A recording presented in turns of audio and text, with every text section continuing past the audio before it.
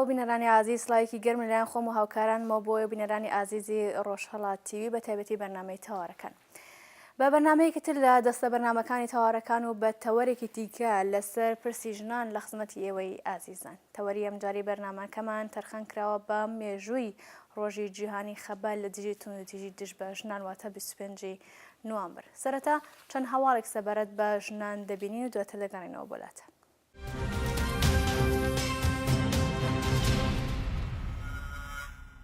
5,000 ژنی ئیزەدی لە ژێردەستی داعشدان و مەترسی گیانیان لەسەرە. باس نیوز بڵاوی کردوتەوە کە مریەم سەمەدی ئەندامی لێژنەی مافی مرۆڤ لە پەرلەمانی کوردستان لە لێدوانێکدا بە ئاژانسی سەنا ئەلێخباریەی ڕاگەیان نزیک 5,000 لە ژن و منداڵی ئیزەدی لە ژێردەستی داعشدان گوتی ئەو ژمارەیە لە بەردەستمانە ئامارێکی ورد نییە چونکە لە سەرچاوە جیاوازەکانەوە دەستمان کەوتووە. بەشێک لەو کەسانە لە ژێردەستی داعش ئازادکراون و بەسەرهاتی زۆر ناخۆش دەگێڕنەوە. بۆیە دەبێت حکوومەت لە ڕێگەی کەناڵە جیاوازەکان هەوڵی هێنانەوەیان بدات. ئەوەشی خستە ڕوو کە بەشێکی زۆری ژنە ئیزەدیەکان کڕین و فرۆشتنیان لەلایەن داعشەوە پێوە دەکرێت و ڕەوانەی سووریا دەکرێن. دکتۆر نوری عوسمان نوێنەری سەرۆکی حکوومەت بۆ کاروباری ئاوارەکان ڕایگەیاندووە. لە ئێستادا حکوومەتی هەرێمی کوردستان لە هەوڵی تەواودایە بۆ گەڕانەوەی ئیزەدیەکان و تا ئێستاش 200 کەسیان لێ ئازاد کراوە.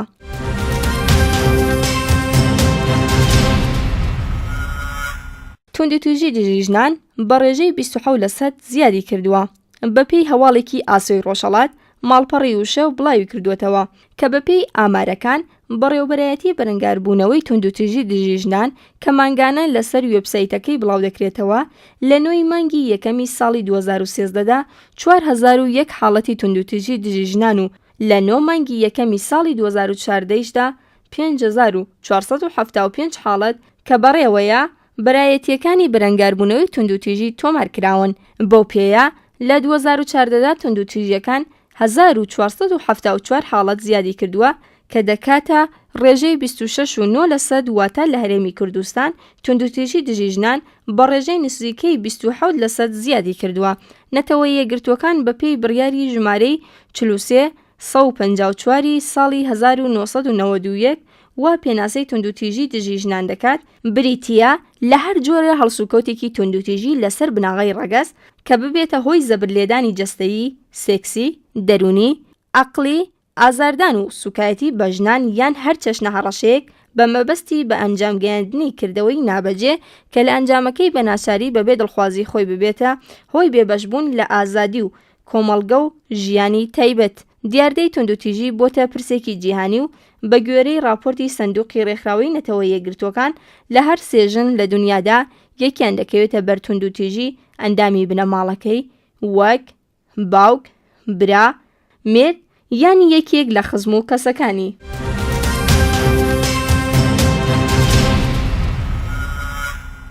لە هەر سێژن لە جیهاندا یەکیان بوونەتە قوربانی توندوتیژی. بەپێی هەواڵێکی ئاسۆی ڕۆژهەڵات لە لێکۆڵینەوەیەکی نوێی ڕێکخراوەی بێهداشتی جیهانی کە لە گۆڤارێکی پزیشکی بە ناوی دێلانکێت بڵاوکراوەتەوە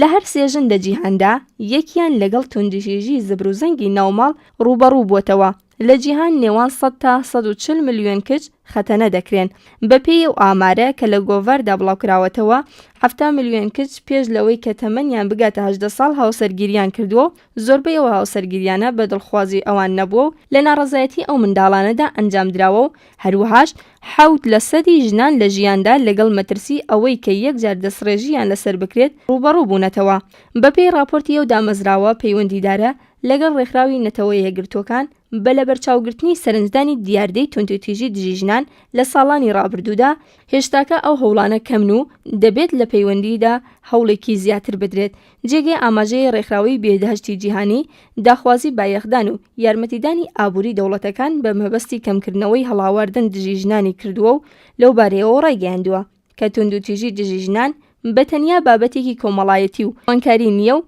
لەگەڵ تەندروستی گشتیشدا پەیوەندی هەیە.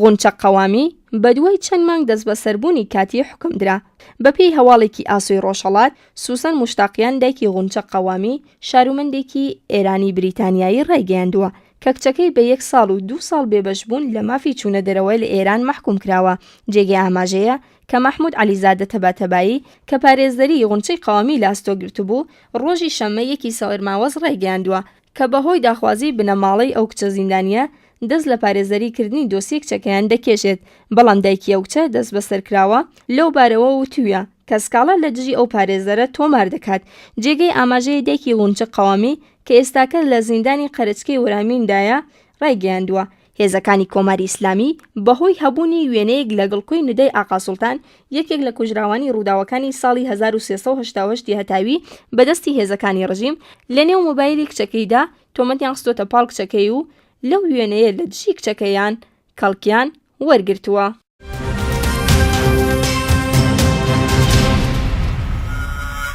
زیاتر لە 1% توشبوانی ئەیدز لە ئێراندا ژنانن. بەپێی هەواڵێکی ئاسی ڕۆژهەڵات، عەباس سداقەت بەرپرسی ئیدارەی ئەیدزی وەزارەتی بێهداشت و چارەسەری و ڕاهێنانی پزیشکی بە ئاماژەی بەوەی کە بەربڵاوتربوونەوەی ڤیرۆسی ئایدز لە نێوان ژنانی ئێرانیدا خێراتر بووەتەوە ڕایگەیاند. ژنانی توشبوو بە نەخۆشینی ئەیدز لە ساڵی ڕابردوو 1% ڕێژەی توشبووان بەو نەخۆشینەیان لە ئێراندا پێکێنابوو کە ئەو ئامارە ئێستاکە لە پەرەسەندندایە. جێگەی ئاماژەی ئەو بەرپرسە بە ئاماژەی بەوەی کە ئێستاکە 38.9% ژنانی توشبوو بەو نەخۆشیە لە ئێراندا لە ڕێگەی پەیوەندی جنسیەوە گیرۆدەی ئەو ڤیرۆسە بوون. لە درێژەی قسەکانی داوتی بە لە بەرچاوگرتنی ڕوتیکردنەوەی لاوان و ژنان بە مادە هۆشبەرە دەستکردەکان کە ئەو مادە هۆشبەرە مەترسی دارانەی زیاتر بە پرۆپاگەندەی لاوازبوون و نەبوونی مەترسی توشبوونیان لە نێوان ژنان و لاواندا بڵاو دەکرێنەوە. بەهۆی کاریگەری ئەو مادە هۆشبەرانە لەسەر قوربانیەکان پەیوەندی جنسی نایاسایی لە نێوان توشبوانی ئەو مادە هۆشبەرانە پەرەیسەندووە. هەر بۆیە بۆ هۆیەوە لە چەند ساڵی ڕابردوو ئاماری توشبوان بە نەخۆشی ئەیدز لە نێوان ژناندا هەڵکشانی بەخۆیەوە بینیوە. جێگەی ئاماژەیە بنکەی زانیاری بەخشی وەزارەتی بێهداشت لەم بارەیەوە ڕایگەیاندووە ئاماری توشبوان بە نەخۆشی ئەیدز لە ئێراندا تا مانگی گەلاوێژی ئەمساڵ 28357 کەس لەلایەنی وەزارەتی بێهداشت و چارەسەری و بارهێنانی پزیشکیەوە ڕاگەیاندراوە.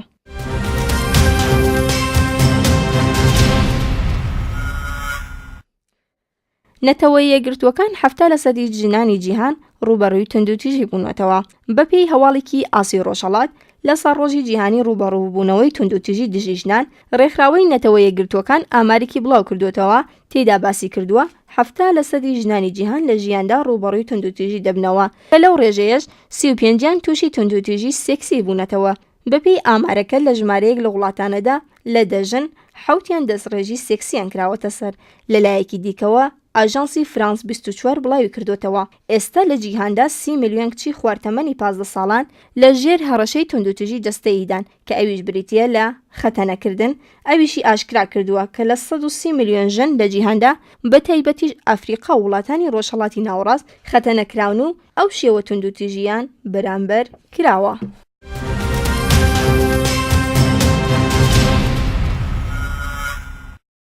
هەرێمی کوردستان لە ئەم ساڵدا زیاتر لە 6,000 توندوتیژی بەرامبەر بە ژنان ئەنجام درراوە. ماڵپەڕی باس نیوز بڵاوی کردوتەوە بە گوێرەی ئامارێکی بەڕێوەبەرایەتی گشتی کوردستان لە ماوەی دەنگ مانگی ڕابردووی ئەم ساڵدا 6,081 حاڵەتی توندوتیژی بەرامبەر بە ژنان تۆمار کراوە. 1284یان لە پارێزگای هەولێر، 1440 حاڵەتیان لە پارێزگای دەهۆک، 1023 حاڵەت لە پارێزگای سلێمانی، 798 حاڵەتیان لە ئیدارەی گەرمیان، 396 حاڵەت لە ئیدارەی ڕاپەڕین و 178 حاڵەتیش لە سنووری ئیدارەی سۆران تۆمار کراون. ئەوەش ئاشکرا کراوە لەم دەمانگی ڕابردوو 30 حاڵەتی کوشتن و 33 حاڵەتی خۆکوشتن لەگەڵ 180 سووتان و 73 حاڵەتی خۆسووتاندن تۆمار کراون. هەر لەو ماوەیەدا 116 حاڵەتی دەستڕێژی سێکسی هەبووە و 5650 سکاڵەش لەلایەن ژنانەوە تۆمار کراون. ئەمە لە کاتێکدایە کە لە ماوەی ساڵی 2013دا تەنیا 5307 حاڵەتی توندوتیژی بەرامبەر بە ژنان تۆمار کراوە.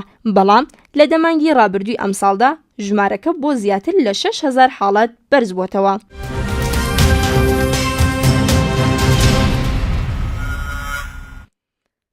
بە بۆنەی 25 نوامبر ڕۆژی جیهانی بەرەنگاربوونەوەی توندوتیژی دژی ژنان، سمینارێک لە ئۆردوگای ناوەندی کۆمەڵە بەڕێوە چوو. ڕۆژی سێشەممە 3 سەرماوەز بەرابەر بە 24 نوامبر کاتژمێر 2 دوانیوەڕۆ سمینارێک بە بۆنەی ڕێزگرتن لە 25 نوامبر ڕۆژی جیهانی بەرەنگاربوونەوەی توندوتیژی دژی ژنان لە ئۆردوگەی ناوەندی کۆمەڵە لە 2 پەنێلی جیاوازدا بە بەشداری کۆمەڵەی ژنانی ڕۆژهەڵات و کادر و پێشمەرگەکانی کۆمەڵە لەلایەن ڕێکخراوەی کۆمەڵەی ژنانی ڕۆژهەڵاتەوە بەڕێوەچوو. هەر لە درێژەی سمیناری ڕۆژی 25 نوامبر ڕۆژی سێشەممە ڕێکەوتی 25 نوامبر بە هەوڵ و کۆششی چەند ڕێکخراوی کوردی و نۆروێژی کە بریتی بوون لە ڕێکخراوەی مافی ژنی کورد، کۆمەڵەی کولتوری کوردی ئۆستۆفلۆت، ناوەندی خۆبەخشی فریدریکستاد، ڕێکخراوەی ئانیا لە شاری سارسبۆرگ لە وڵاتی نۆروێژ ڕێوڕسمێک بۆ بەرەنگاربوونەوە لە دژی توندوتیژی لەسەر ژنان بەڕێوەچوو.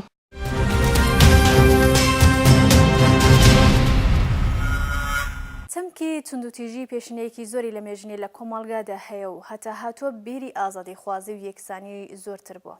لەم نێوەدا توندوتیژی دژی ژنان سنوورەکانی بەزاندەوە بەشێکی زۆری دەسەڵاتەکان بە پشتیوانی کللتورێکی دواکەوت و دژەمرۆیی ئەوەی لە دەستیان هات پێت لە ڕێگەی جۆراوجۆرەوە بۆ دژایەتی ژنان ئەنجامیانداوە. بەپێی قسەی شارەزایان توندوتیژی چەندین جۆری هەیە، لەوانە توندوتیژی جەستەیی، سێکسی، کەلامی، بنەماڵەیی و بەگشتی هەڵگری زۆر ڕەهەندە لانی دیکەشە کە هەر کامەیان بە جۆرە کارتێکەری سەقەت و نەرێنی دەبێت لەسەر ژیان و بەتایبەتی بۆ سەر کۆمەڵگاش بەتایبەتی. بەرەنگاری لە بەرامبەر ئەم جۆرە بیرکردنەوەیە هەوشان لەگەڵ ڕاوەستان لە دژی دەسەڵاتەکان بۆ کەمکردنەوەی هەوڵ بۆ بنبڕکردنی هەمیشەیی ساڵانێکی زۆرە لەلایەن ژنان و پیاوان یەکسانی خوازەوە بوونی هەیە و تا هاتۆ زیاتر ئەم چەمکە دراوەتە بەڕەخنە و لە جیاتی ئەوەش هەوڵ دراوە کولتورێکی لە یەکتێگەیشتن و یەکسانی خوازانە جێگەی بگرێتەوە. ئێستاکەش لە ئێران بەگشتی و بەتایبەتی کوردستانی ڕۆژهەڵات هەوڵی جیاواز بۆ نەهێشتنی توندوتیژی لە شێوازی جیاجە لە ئارادایە و ژنان خۆیان دەوری سەرەکیان هەیە لە وشارکردنەوەی یەکتر بە مەبەستی ڕێگری و خستنە ڕووی ڕێگە چارەکان.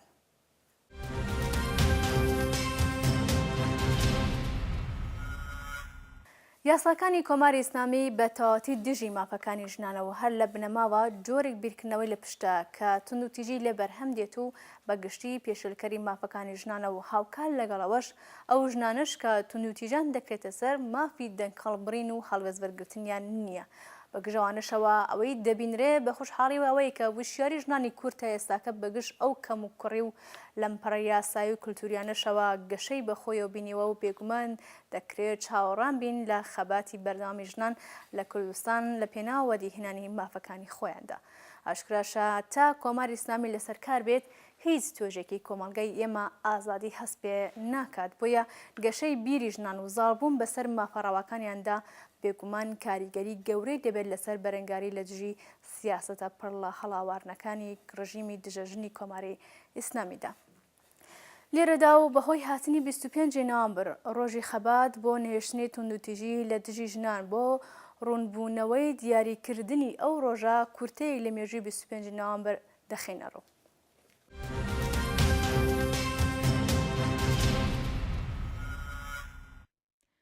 سێ کچی بنەماڵەی میراباڵ، پاتریا، مێندڕۆ و ماریا تێرزا لە ساڵەکانی 1924 1927 و 1935 لە ناوچەیە کە ئەمڕۆ کۆماری دۆمینیکان هەرێمی سێباس ناولێنراوە لەدایک بوون. ئەو سێ خوشکە خوێندنیان تا ئاستی مامناوەندی تەواو کرد. مێندڕۆ و ماریا بۆ درێژەدان بە خوێندن چوونە زانستگا. هەرسێ خوشک و لەگەڵ هاوسەرەکانیان لە خەباتدا بوون لە دژی ڕژیمی تراجیلیۆ و سەرەڕایە زیەت و زیندانیکردنیان بەردەوام درێژیان بە چالەکەکانیان دەدا. لە ساڵی 1960 پاتریا بەرپرسایەتی کۆبوونەوەیەکی لەدەستا بوو کە لە کامدا دامەزراندنی بزوتنەوەی بەرخۆدانی نهێنی لێکەوتەوە. سەرەتاکانی مانگی نۆڤەمبەر تراجیلۆ ڕایگەیاند دوو کێشەی سەرەکی ئەو کلیسا و خوشکانی میراباڵن. ڕۆژی 25 نۆڤەمبەر کاتێکە خوشکەکانی میرابال لە ڕێگای چاپێکەوتنی هاوسەرەکانیان لە زیندان بوون لە ڕووداوێکی هاتوچۆدا کوژژان. ئەو ڕووداوە تووڕەیی و نارضایەتی گشتی بەدوا بوو. کوشتنی خوشکانی میرابال لە ڕاستیدا بوو بە ڕووداوێک کە یارمەتی بە بزوتنەوەی گشتی دژی تراجیلۆدا و لە دوای تێپەڕبوونی ساڵێک دیکتاتۆری تراجیلۆ ڕووخە. خوشکانی میرابال کە بە پەپولە لە بیرنەکراوەکان نەسراون بووم بە سیمبولی خۆڕاگری نەتەوەی ژنانی دۆمینیکان، وەها کە لە شێعرەکان، گۆرانی و کتێبەکان ڕێزیان لێدەگرن. ژیاننامە و چۆنیەتی خەباتی ئەوان ڕۆمانێکی لەسەر نووسراوە بە ناوی لە کاتی پوڵەکان لە نووسینی جولیا ئەموازر.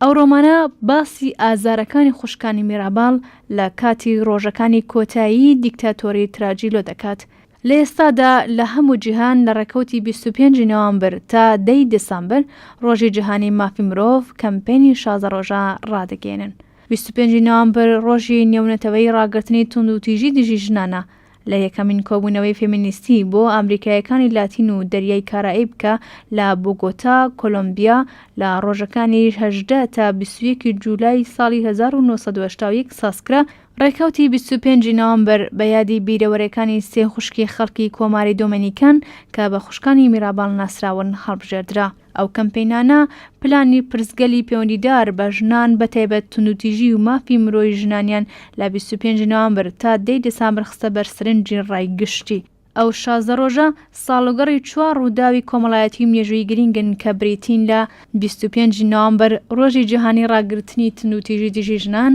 1 دەسامبەر ڕۆژی جیهانی ئیز، 6 دەسامبەر کوشتاری مۆنتریال لە ساڵی 1986 کوژرانی 14 خوێندکاری ئەناس ئەنجنزی بە تۆمەتی فێمینیست بوون لە حەوشی زانستکە. 10 دەسامبر ڕۆژی جیهانی مافی مرۆڤ، هەرچەند لە سەرەتادا تەنها 23 ژن بە نوێنەرایەتی لە 20 وڵاتی جیهان دەستپێشخەری ئەم بزوتنەوەیە بوون، بەڵام بە هەوڵی بەردەوامی ژنان و لە ڕێگەی ڕێکخراوەکان و ناوەندە پەیوەندیدارەکان لە ماوەی چەندین ساڵ بزوتنەوەیەکی ژنانی یەکدەست و بەهێز دروست بوو کە ئێستا لە زۆربەی ناوچەکان، وڵاتان و شارەکانی جیهان 16 کەمپێنی ڕاگررتنی توندوتیژی دژی ژنانیان ڕاگەاندووە.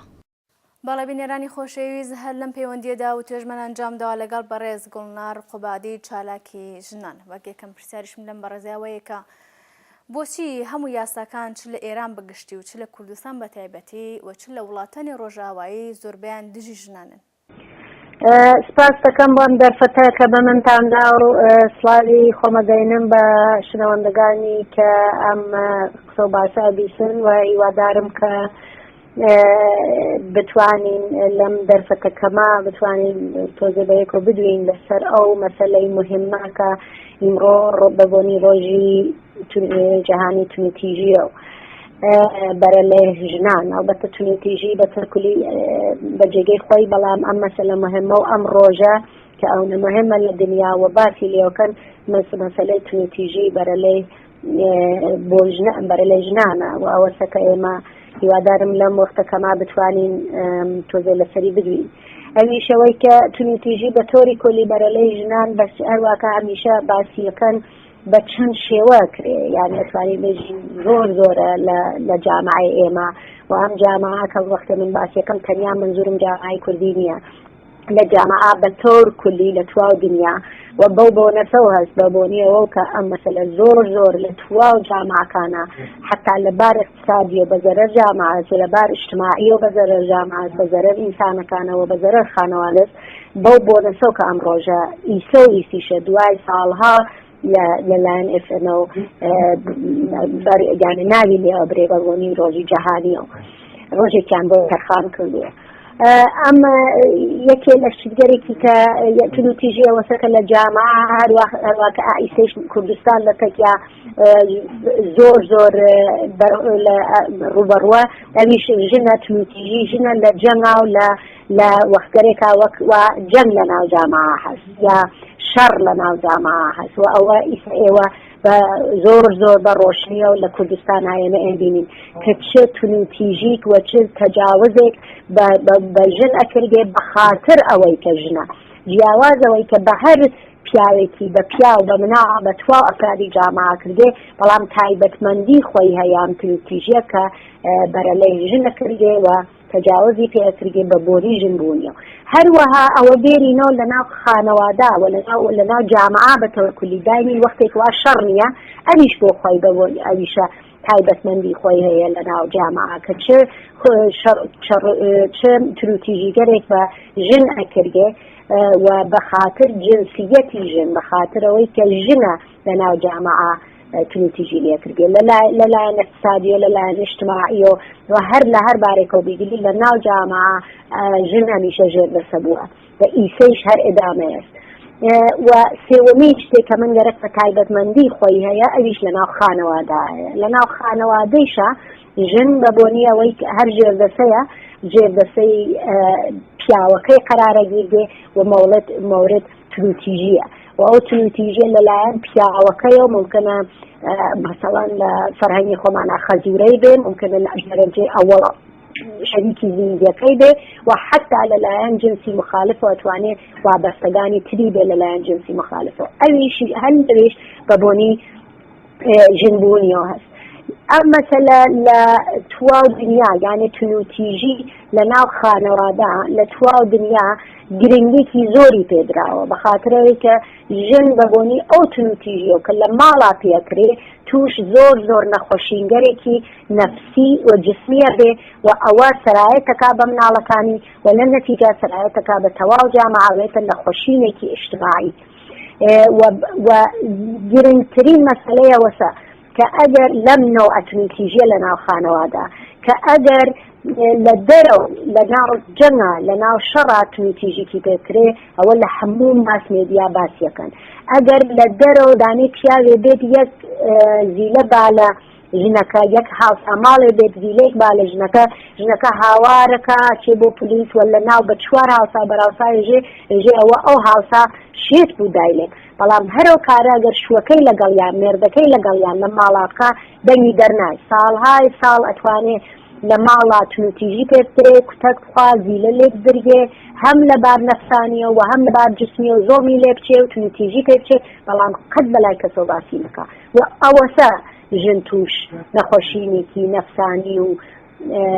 نەخۆشینی جسمی و بە هەرچینەوەیەکات کە لەسەر مناڵەکانیشا تەسیردانێ و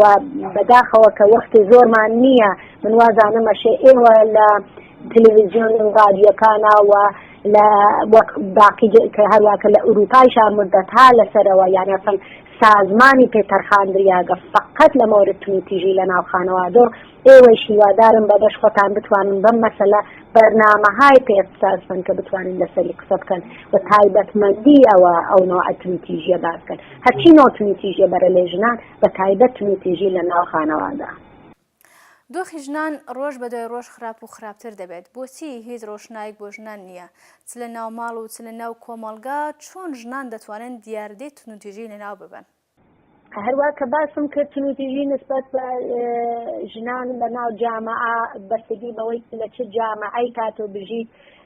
هەر بەو نسبەتە ئەوە پارامەترێکی زۆر باشە بەوەی کە بزانی جامعەکە چەنە دموکراتیکە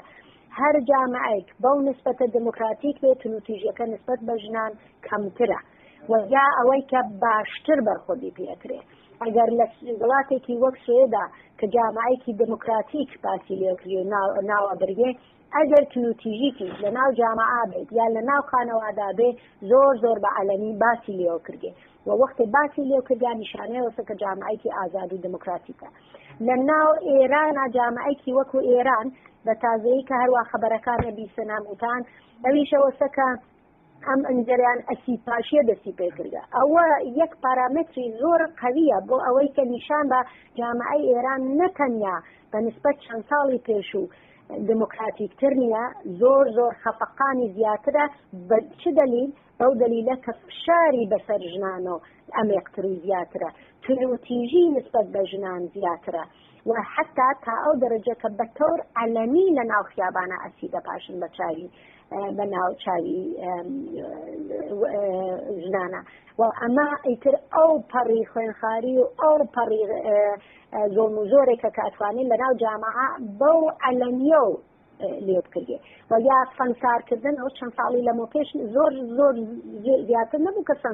سەنگسارکردن زۆر عەلەمی بوو لە جامعەی ئێرانە ئیسا چەند ساڵێک کە بە قانون ئێستا گیانەوە لە ڕاستەکەی نازانم لە ئەسوا چەندێک ئەوە گەڕێوەچێ بەڵام بە هەرحاڵ باسی لێو ناکرێ و یا ئەوەی کە بە هەرحاڵ سەنگسار ناکردن و بەر ئەوەیانە گردن ولی بە شێوەگەرتر ئەعدام ژنێک بەخاطر ئەوەی کە لە خۆی دفاعی کردە لە بەرابەر پیاوێکۆ ئەوە زۆر وەختێک لەمەوبەر ئەم ئەعدام ئەو ژنگەرمانەدی وە یەک نەفەریش نییە چەند ژنێکە ئەعدام کریان فقط بەخاطرەوەی کە تەجاوزیان پێکریا و لەلایەن پیاوێکۆ لە خۆیان دفاعیان کردە و ئەو شتە لە جامعەی سوێد یا جامعەی ئوروپا یا جامعەیەکی دموکراتی کە بەر ئەگەر لە ناو بنەماڵێکە ئاوا تەجاوزێ بەژن بکرێ بە هیچ وەج نەتەنیا حەقی ئەعدام نییە بەڵکو فرف ئەتوانم بێژم فرە بە زەحمەت ئەگەر حتا زیندانیشی بۆ دەربڕێ بەخاطرەوەی کە بۆی معلوم بکرێت کە ئەمە بێ دفاع لە خۆی کردیە بەڵام لە جامعەیەکی وەک ئێران بەخاطر ئەوەی کە ژنە بەخاطر ئەوەی کە پیاوێکی کوشتووە هەر لێنا تازە ئەعدامی سادر کریاگە چون ناوێ بە هیچ وەج جنسی باڵا دەست خۆی یعنی تەجاوزێ بکات یا خوبی کوژێ یا شتێکی پێ بکات و ئەوە نیشانەی ئەو پەڕ خەفەقان و ئەو پەڕ غەیرە دموکراتیک بوون جامعەی ئێرانە. ئایا تا ئێستا سمینارێک لە وڵاتانی ڕۆژاوایی سەبارەت بە ڕۆژی 25 نۆڤەمبەر بەڕێوە چۆوە کە ئێرانش بەشدار بێت تێیدا هەڵوێستی ئێران بەرامبەر بە ڕۆژی جیهانی خەبات و بەرەنگاری دژی ژنان چۆنە؟ بەبوونی ڕۆژی جیهانی تیژی بەرە لێ ژنان گشت ساڵێ هەموو ساڵێک کە زۆر عەلەمیە لە UN ئەمە بڵاڕۆ کردێتەوە تەواو دنیا لەسەری قساکەن و سمینارها گیرگێ ئەمە ئەنجومەنگەرێک ئازادی خواز و ئەنجومەنگەرێک منفرد لە تواو ئوروپا و ئامریکا و تواو دنیا لەسەرەوە کارەکەن و ئەنجومەنی دیگە بەخاطر لە جامعەیەکی دموکراتیکی وەک ئێرە ئەم لە ئوروپا ئەوە زۆر شتێکی عادیە و ئێمەش کوردەکان ئوروپا هەمیشە ئەنجومەنگەر کوردی لە ئوروپا هەمیشە و دو ساڵێک سمینارامانەیە و ساڵهاست کە لە مۆرد تونوتیژی بەرلێ ژنانەوە بەشی گەورە بووگە لە سمینارەکان ئێمە هەر من خۆم جزو ئەنجومەنی ژنانی کورد لە ئوبسالام لە سوێد لە وڵاتی سوێد هەردوو ڕۆژ لەمەوە بەر ئێمە بەبوونی ڕۆژی جیهانی تونوتیژی ژنانەوە ئێمە سمینارێکمان بوو و لەوە هەمیشە داین وەک هەموو ساڵان و ئەمە هەفتمین ساڵە ئێمەوە بەرگزارەکەین و هەروەها لە کۆنفرانسێر کرا کە بۆ ژنانی کورد ئێمە لە ئوروپا و لە ئەمریکا بەرگزارەوێ هەمیشە دایم ئەم مەسەلە و ئەم قسە و باس لە مۆرد تونوتیژی بەرە لە ژنانەوە بەخشێکی گرنگە وەلێ هیچ وەخت موفق نەبووین بتوانین لە ئێران و کەس بێنین ژنانی کە فعالیەتی مەدەنین لە ئێران و بتوانین بێن بە بۆنی خەفەقانێکەوە کە لە ئێرانەوە هەست زۆر بە زەحمەت ئێمە توانین کەس لە ئێرانەوە ببین ئەگەریش بێن ناتوانن لە عەلەمی لە کۆنفرانسگەر ئێمە قسە بکەن ئێمە بوومانە کۆنفرانسی ژنانی کوردمان بووە ساڵ پارە کۆپێرارەکەش کە ساڵە دەحسەیەگرین و یەکێ لە مەوزوعەکانیشمان ئەمەسە بەڵام ئەگەر ژنێکیش لە ئێرانەوە بەشدار بووە هیچ وەخت نەیتوانیوە بێت وەک سوخانبانێ قسەی لێ بکە ئەویش دروست هەر بەو دەلیلە کە جامعەی ئێران ناتوانێت یعنی دەوڵەتی ئێران ناتوانێت شتی وا قبول بکە و ئەوان بەخاتر ئەمنیەتخواهان هیچ وەخت ناین بۆ ناو کۆنفرانسانە. سپاس بۆ بەڕێز گوڵنار خوبادی کە بە وەڵامدانەوەی خۆی بەرنامەکەی ڕازاندینەوە. بەڵێ عزیزان لە بەرنامەی ئەم جارشماندا ڕێز دەگرین لە یادی هەمیشە زیندوی هاوڕێی تێکۆشەر و ماندوونەناسی ناوڕێزەکانی کۆمەڵە هاوڕێ شەهید حەبیبە شێرەوانی کە هاوکار لەگەڵ 5 منداڵی خۆی لە یەک ڕۆژدا گیانیان لەدەستە یادی بەرز و بەڕێز بێت.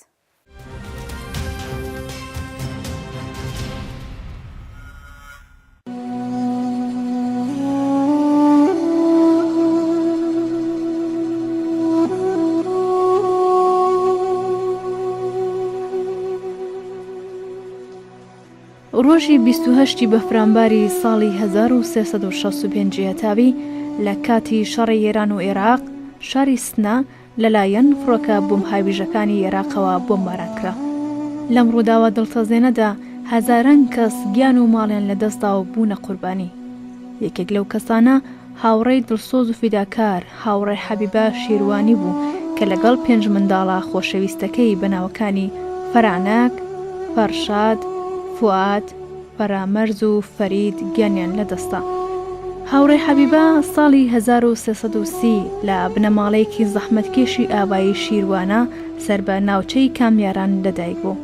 ڕەوتی ژیانی مناڵانەی وەک هەر کەسە زەحمەتکێشێکی تر پڕ بوو لە ڕەنج و بێبەشی نیزامی چەوسێنەری سەرمایەداری. هێشتا تەمەنی 6 ساڵ بوو باوکی لەدەستدا کە تەنها نان ئاوەری بنەماڵەکەی بوو. دایکی زەحمەتکێشی بۆ پەڕی ناڕەحەتیەوە سەرپەرستی خانەوادەکەی بە ئەستۆ گرت و هاوڕێی حەبیبەش لە دابینکردنی ژیانی بنەماڵەکەیدا یارمەتیدەری دایکی زەحمەتکێشی بوو. لە ڕەوتی ئەم ژیانە تاڵ و پڕ لە ناخۆشیەدا هەستی بە مەینەت و نابەرابەری نێو کۆمەڵگا کرد. ساڵی 1349 هەتاوی ژیانی هاوبەشی پێکهێنا و بوو بە شەریکی ژیانی زەحمەتکێشێکی هاوچارە نووسی بە بخۆی.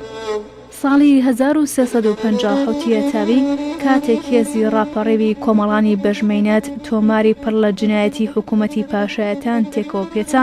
هاوڕێ حەبیبەش بە ئاواتی ڕزگاربوون لە چەنگ مەینەت و برسێتی شان بەشانی خەڵکی تێکۆشەری شاری سنا لە هەموو تەزاهورات و میتینگەکانی ئەم شارەدا بەشداری کرد. کاتێک ڕژیمی ئیسلامی هێرشی درەندانەی بۆ سەر کوردستان دەست پێ کرد، هاوڕێ حەبیبەی شیروانی وەک لایەنگری کۆمەڵا لەگەڵ خەڵکی زەحمەتکێشی گەڕەکی چوارباغی شاری سنا چۆ بەهانای خەڵکی ئاوارە و پێشمەرگەکانەوە و بەو پەڕی دڵسۆزێەوە شەو ڕۆژکاری دەکرد و هەڵدەسووڕە. پەرستاریکردنی لە بریندارەکان، نانکردن و کۆکردنەوەی خواردەمەنی، تەبلیغ لە ناو کۆڕ و کۆمەڵی ژنانی تێکۆشەری گەڕەک و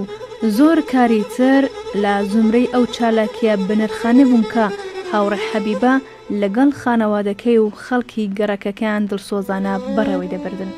لە شەڕی 24 ڕۆژەی شاری سنەشدا لە هیچ فیداکارێک کۆتایی نەکرد. کاتێکیش پێشمەرگەکان لە شار چوونە دەرەوە، هاوڕێ حەبیبە دەستی لە خەباتی سیاسی هەڵنەگرت و پەیوەندی پتەوی خۆی هەروە لەگەڵ کۆمەڵا ڕاگرت.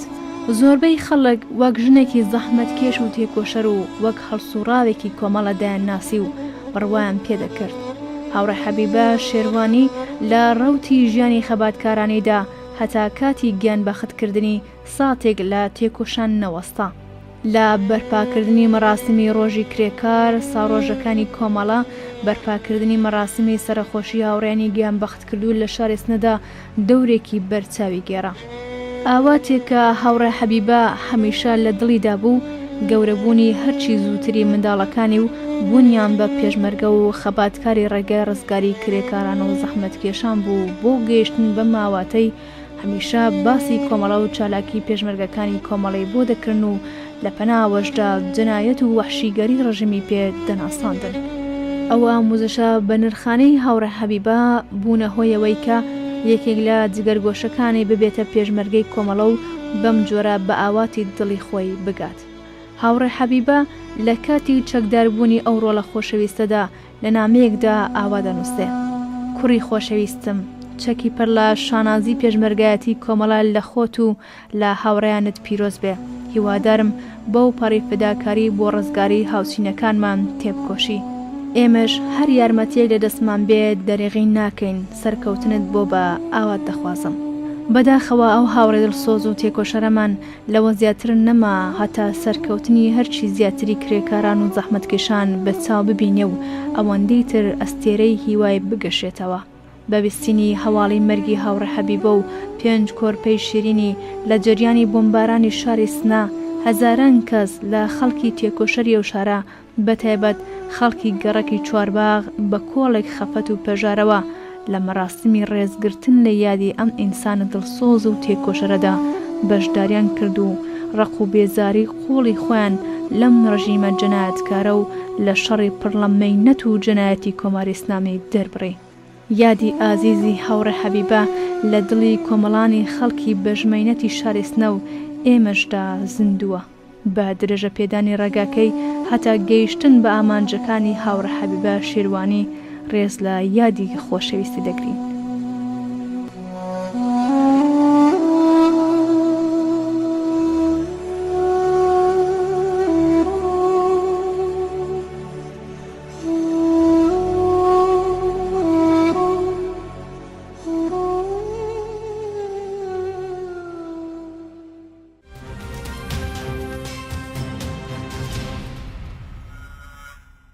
وڵای خۆشەویستان، بەم جۆرە گەیشتنە کۆتایی بەرنامەی ئەم جارشمان هیوادارم کە هەموو ژنان و پیاوانی ئازادی خواست هەوڵەکانی خۆیان لێک بخەن بۆ نێشتنی هەر جۆرە توند و تیژەیەک